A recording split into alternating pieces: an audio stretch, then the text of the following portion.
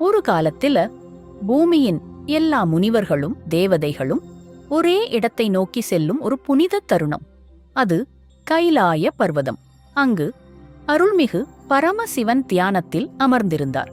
அருந்தவிகளும் முனிவர்களும் அவரை சுற்றி பிரம்மாண்ட சுழற்சியை நடத்துகிறார்கள். ஆனால் அந்த கூட்டத்தில் ஒரு வித்தியாசமான செயல் நிகழ்ந்தது. அவன் பிரிங்கி முனிவர். அவன் மனதில் சிவனே கடவுள், பார்வதி தேவிக்கு என்ன சக்தி இருக்கிறது என்ற எண்ணம். அவன் பார்வதி தேவியை தாண்டி சிவனை மட்டும் சுற்றினான். பார்வதி தேவியின் கண்களில் சிறிய சிரிப்பு. இவனை எப்படி உணரச் செய்யலாம் என்று சிந்திக்கிறார். அப்போது சிவனும் பார்வதியும் ஒன்றாக இணைந்து அர்த்தநாரீஸ்வர ரூபத்தில் தோன்றுகிறார்கள்.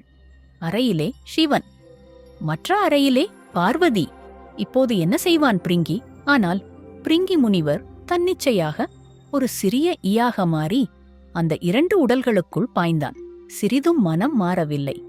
பார்வதி, இதோ உனக்கு என் சக்தியின் அர்த்தம் என்று அவனை சபிக்கிறாள். அவன் உடல் சக்தி இழந்து இடர் அடைகிறான். நின்று கொண்டிருக்க முடியவில்லை. விழுந்து விடுகிறான்.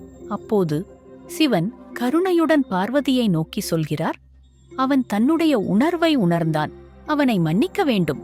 பார்வதி சிரிக்கிறார். சரி, ஆனால் அவனுக்கு திறம்பட நிற்கும் ஒரு மூன்றாவது காலை வழங்குகிறேன். பிரிங்கி நெஞ்சம் முழுதும் பதைப்போடு மூன்றாவது காலை கொண்டு எழுந்தான். அவன் உணர்ந்தான், சிவம் மற்றும் சக்தி இரண்டையும் சமமாக கையாளாத வாழ்க்கை அர்த்தமற்றது. இன்றும் அர்த்தநாரீஸ்வரர் வழிபாட்டில் இந்த கதை மறைந்திருக்கிறது.